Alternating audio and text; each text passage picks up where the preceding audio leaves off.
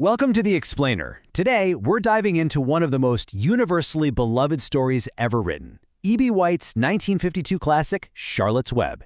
And hey, if you think this is just some simple, fluffy children's story about talking farm animals, well, you are in for a real surprise. We're going to map out the incredibly deep themes woven all throughout this tale. We're talking about the true meaning of friendship, absolutely unwavering loyalty, and the beautiful, if sometimes tough, cycle of life and death. So it begs the question, what can a simple spider actually teach us about life and death? That is a massive weight to put on the tiny shoulders of an arachnid, isn't it? But let's jump right in and see exactly how this phenomenal story manages to answer that for us, starting right from day one.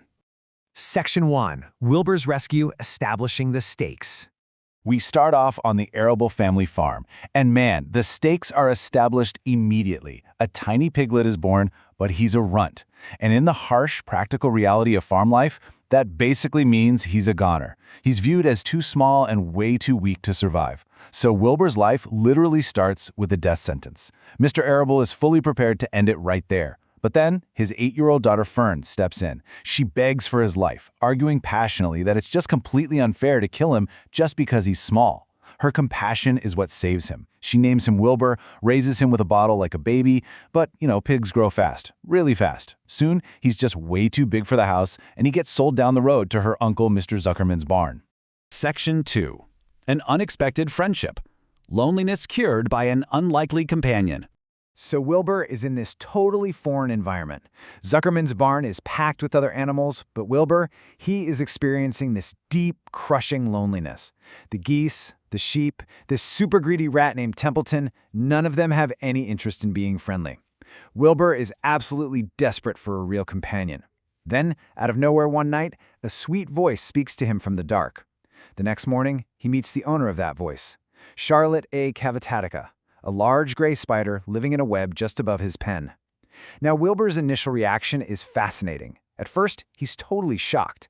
He finds out Charlotte drinks insect blood, which, to a gentle pig, sounds horrifyingly cruel.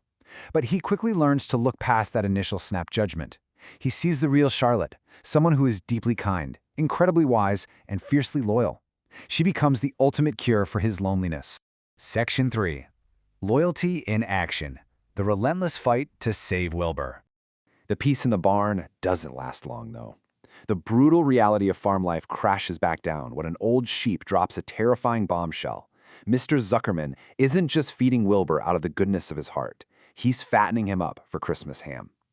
The whole pacing of the story shifts right here. It's suddenly this urgent, life-or-death situation, and Wilbur absolutely panics. But look at how Charlotte responds. She doesn't brush off his terror or just tell him that's the way it goes. She looks at her frantic friend and makes this powerful, unwavering promise. I will save you. Just 4 words, but those 4 words set into motion a relentless fight to keep Wilbur alive. It is the absolute ultimate display of loyalty. And her plan? It's absolutely ingenious.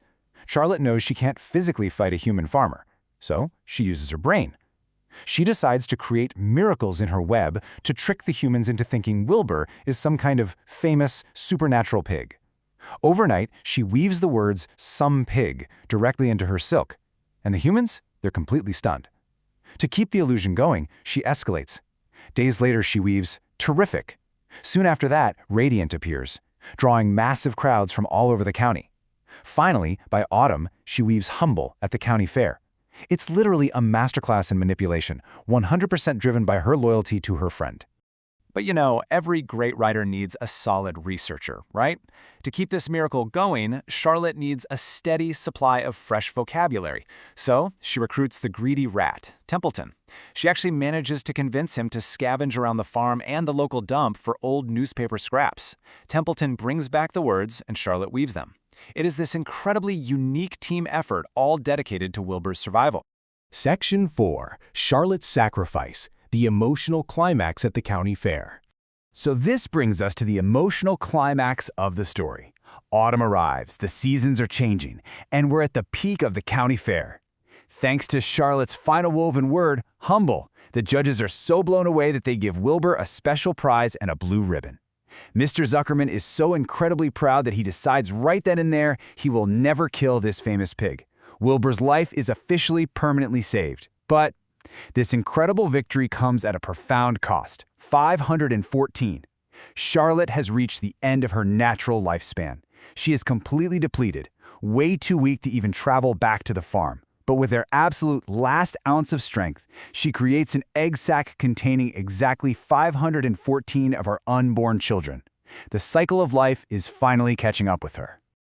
Wilbur is just devastated. He knows his dear friend is dying, but there is absolutely no way he's leaving her children behind at the fairgrounds. So in a desperate move, he strikes a deal with the selfish rat, Templeton. He promises Templeton the first choice of all his food, forever, if the rat will just climb up, retrieve the egg sac, and bring it down so Wilbur can carry it safely home in his mouth. He secures the future of Charlotte's children, just before Charlotte tragically passes away, entirely alone at the fairgrounds. Section 5. The Cycle of Life. Rebirth in the Spring. Now, while that is a deeply heartbreaking, tear-jerking moment, the beauty of this story is that it doesn't end in the cold, dark winter. The cycle of life keeps moving. We transition back to the barn, winter passes, and we get this beautiful, uplifting shift as spring arrives. The barn warms up, and the miraculous happens. Charlotte's eggs finally hatch. Hundreds of tiny spiders emerge from the sac. But in a very bittersweet moment, Wilbur has to watch as nature takes its necessary course. The vast majority of Charlotte's children spin these tiny silk parachutes and simply let the warm spring wind carry them away, off to build their own lives out in the wider world. But Wilbur isn't left totally alone. 3 small spiders make a different choice. Out of pure love for Wilbur, and probably pretty fascinated by the stories he tells about their heroic mother, they choose to stay behind in the barn. Wilbur is overjoyed and names them Joy, Urania, and Nellie. And because of them, and the permanent safety their mother secured for him, Wilbur goes on to live a long, incredibly happy life, surrounded by these wonderful new friends. Yet as we wrap up this explainer, we really have to acknowledge the narrator's profound final truth. Joy, Urania, and Nellie are wonderful companions, for sure, but none of them could ever truly replace Charlotte. She was entirely unique, a brilliant writer and a truly selfless friend. Her irreplaceable legacy proves the core message of this whole story, that true friendship fundamentally alters the course of our lives, and that love, through memory and sacrifice, truly does outlive death. Which leaves us with one final thought for you to ponder today. We've just explored how a spider's absolute loyalty saved a life and transformed a barn forever. Now I want you to think about your own journey. How has a true friendship changed your own life? Thank you so much for joining me for this explainer. Keep reflecting on those vital connections, and I'll see you next time.